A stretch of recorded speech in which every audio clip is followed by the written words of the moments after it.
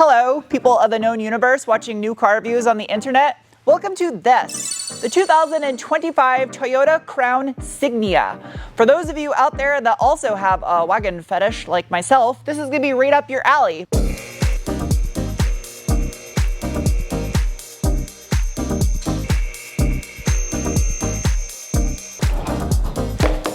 Crown. Well, first up, it's an HEV with a real exhaust, no fake plastic tips. Dual downturn pea shooters, interesting. Reverse lights, a subtle nod to the GR86. Out back, the Crown Signia utilizes an all-steel in construction multi-link rear suspension with aluminum knuckles, little plastic aero shield. The rear anti-sway bar, which is mounted to the front of the subframe, measures in at approximately a rather impressive 21 millimeter in diameter. Pretty beefy end links as well. It's paired with a set of KYB made in Japan rear dampers. The Crown Signia comes standard with the E4 all-wheel drive system, and housed in the center of the steel rear subframe is motor generator rear 4NM, which is a 40 kilowatt or 54 horsepower and 89 pound-foot of torque electric motor that provides the propulsion for the back wheels. It is an on-demand unit with a single-speed reduction gear incorporated into MGR and has a final drive ratio of 10.781. Surprisingly enough, this is now the 16th generation of the Toyota Crown, and the Signia Wagon chassis code S238 weighs in at 4,210 pounds. Plastic skid plate under the fuel tank and also underneath the battery. The battery pack is a 230.4 nominal volt, 5 amp hour nickel metal hydride unit. Dual resonators on the mid pipe, all stainless in construction, measuring in at 53 millimeter in diameter, just over 2-inch SAE.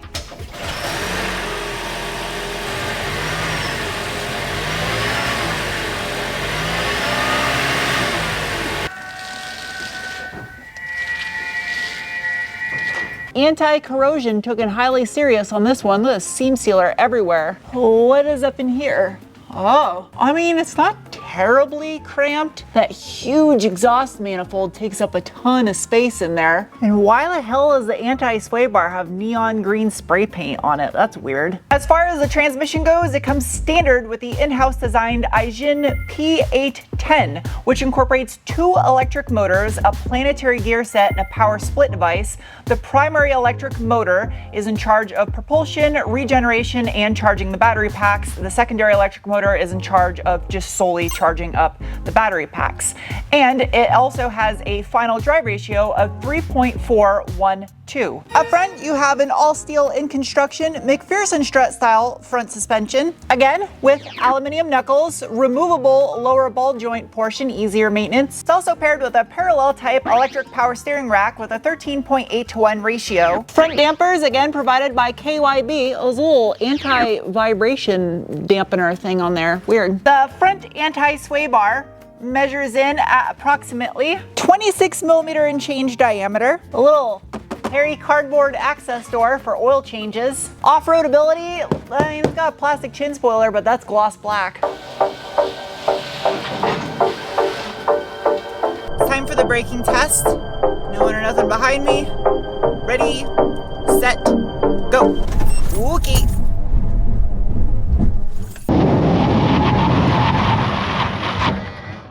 Well, it sounded like I murdered a whale, but it stopped good. That braking was just made possible in conjunction with regeneration from the motor generator thanks to a set of 2 piston front calipers and a 328 millimeter or 12.9 inch front rotor. The wheels, they are a 21 by 8.5 with a positive 35 millimeter offset, wrapped in a set of 2 35/45 21 inch Bridgestone Turanza EL 450 tires. Hairy cardboard inner fender liners, and ride height, you got about a fistful of wheel gap here. It's a little bit raised ride height, kind of Subaru Outback-ish. That right there, because we're in the mid 2020s, is actually your high and low beam headlight. It's not a fog light. In the rear, also hairy cardboard inner fender liner. However, the inner fender liner transitions to plastic behind the wheels. Out back, you go down to a single piston caliper with a 12.5 inch or 318 millimeter rear rotor. The wheel and tire, same size as you have up front.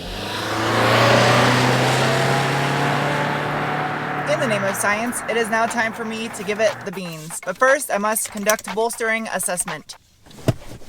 There is a hint, there's a whisper of bolster to these seats. If you're wider, then yeah, I would say it has some. The seats are both ventilated as well as heated, because this is the limited trim. They're also memory. The seats are finished in a soft caramel brown leather with bronze piping. Hey Toyota, turn on steering wheel heat. Setting the steering wheel heater too high. It does have a heated steering wheel. I don't know where the button is. As far as drive modes go, I have the tiniest little flipper here in the center, and I can go from eco to normal to sport to custom. Select settings, and then I can change powertrain, steering, and air conditioning. I also have a button to select pure EV mode, where you can drive this for a limited amount of range in full electric. Press this. Defeat traction control, and I can pull the drive selector back to the left to put it in drive, or straight back to put it into sport mode, where the flappy paddles on the back of the steering wheel will actually simulate shifting. All right, let's see what this thing can do. Give it a little assistance and let it eat. Ready? Go. It let me launch it. No way. I'm so amazed. I didn't think it was gonna let me launch it. That's good.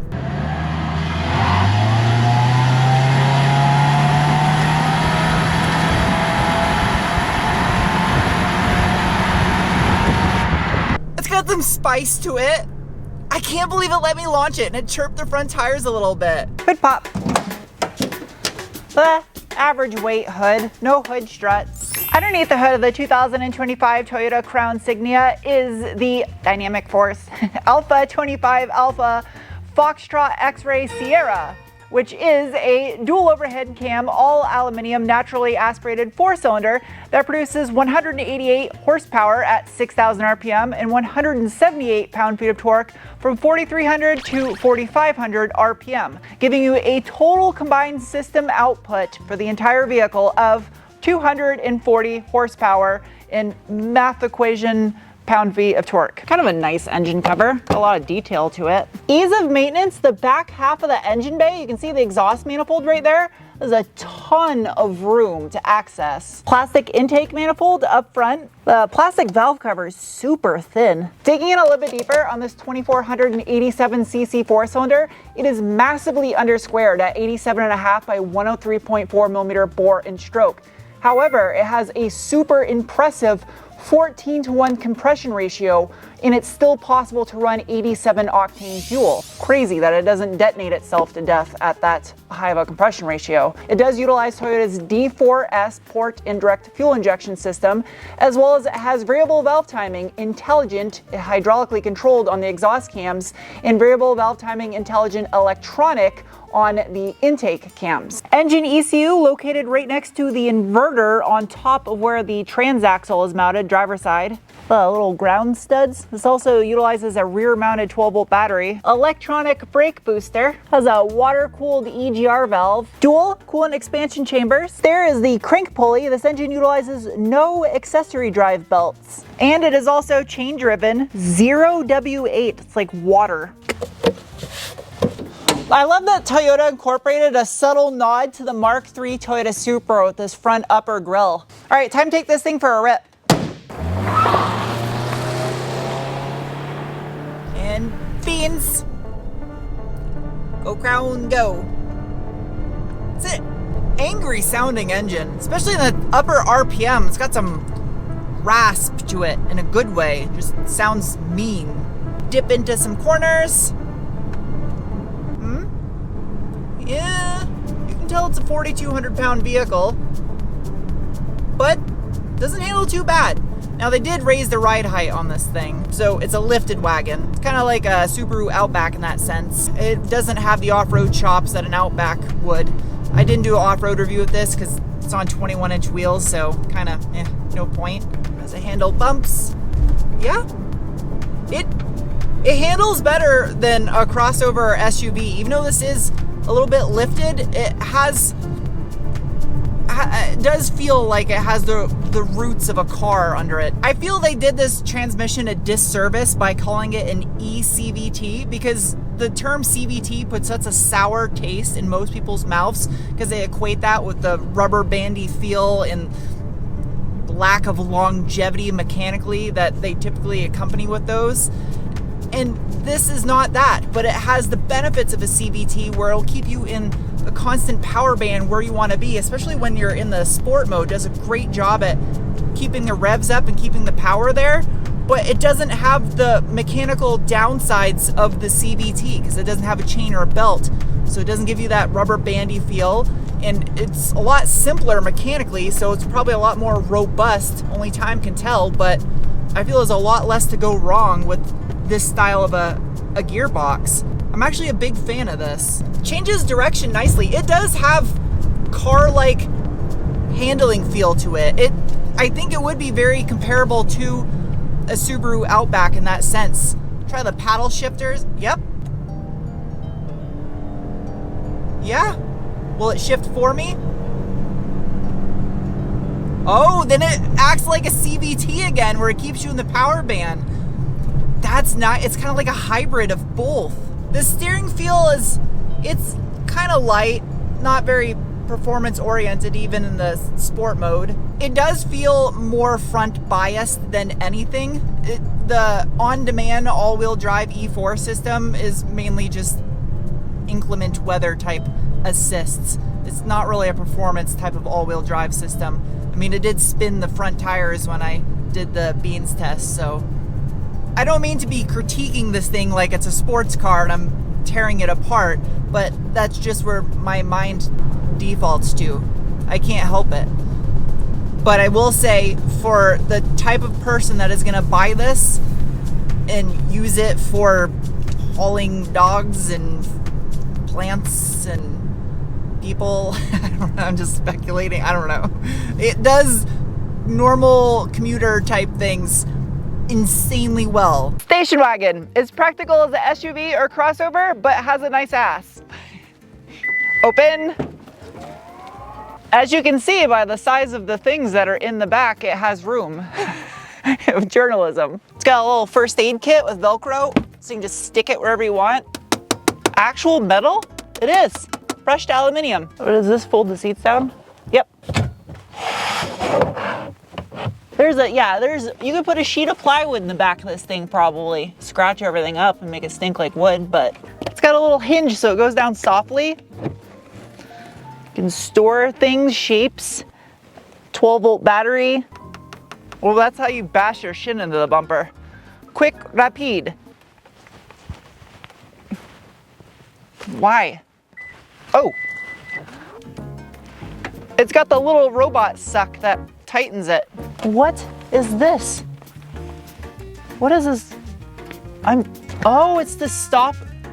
That's neat. It's to keep things from going flying forward in the front of the vehicle when you're hauling stuff. And they're removable. The rear seats in here are heated. Dual USB-Cs, got some vents back here, a little JBL tweeter, and the door handles are bronze. It's actually nice leather on the back door card too. Map pocket. Well, it's got the same finishes up front on the dash. It's like a metallic gunmetal. Contrasting brown fabric right there.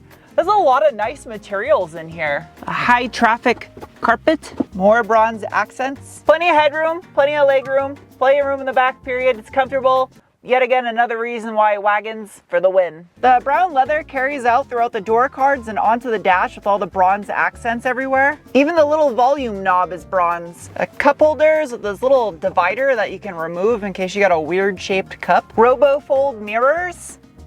The wireless phone charger is actually like a little toaster slot you slide your phone down into. A little power flow meter shows your battery state of charge and your rear and front propulsion motors. This is actually a screen and I can see things on it right now, but the camera cannot. Well, you can almost see it, but that's weird. This is for the steering wheel heat in the center. The camera looks like I'm playing GoldenEye. Dun, dun, dun, dun, dun, dun, dun, dun, dun, dun, dun, dun. Da, da, da. Can I change the color of it? Yep, that's what's up. Good job, Toyota. Although these I'd argue these colors are a little off from reality. The stereo that's in here, it's powerful, it sounds clear, it's not on the level of a Lexus Mark Levinson, but you won't be disappointed with that, I don't think. Whew, it's got a rear view camera right out of the GM playbook with that one. The best part of all, because it's a Toyota hybrid, it has the Eco Score game to assess your driving capabilities to eke out the most efficient way possible for starting, cruising, and coming to a stop. But one thing I'm not a fan of is the menu design, how they have 3 different programmable settings. I guess it's just not very intuitive. It's a little confusing.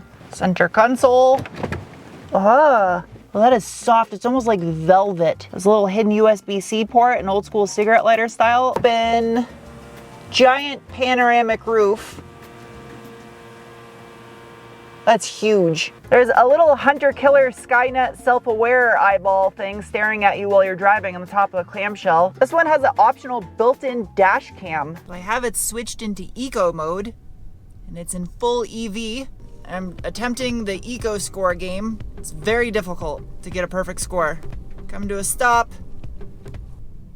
The Eco game is so difficult to get a perfect score on it. It makes driving this fun. I like that they add things like that to vehicles like this because it adds character to it and it makes it not a soul-sucking appliance. It has over 550 miles of range, including gasoline and electricity if you keep regenerating it. And that's the beauty of this thing being a hybrid, is you keep regenerating its electricity. You don't have to plug it in anywhere. Incredibly fuel efficient, and especially for the performance, it's not slow. I definitely feel like a car enthusiast was included in the design of this vehicle, because like the fact that I was able to actually brake boost and launch this thing, and it's a hybrid. This is not the type of vehicle people are going to be racing, but they allowed me to do that. The thing that stood out the most to me when I got into this vehicle, and especially now after looking at every little area doing the review on it, is there is a high level of build quality, especially in the materials all throughout the construction of this thing. Comparing this versus Crown Estate from back in the day, you can see pricing wise how it would compare with inflation, although there's a lot of other factors that go into that, like wages and cost of living and stuff. But still, as far as modifying one of these goes, I would have to say I hope someone out there buys one of these and lowers it, because I think this would look incredible lowered. They kind of ticked all the boxes on everything you would look for in a daily driver, as far as practicality, some luxury, a little bit of performance, looks. Wagons are just, that's why I have a wagon fetish.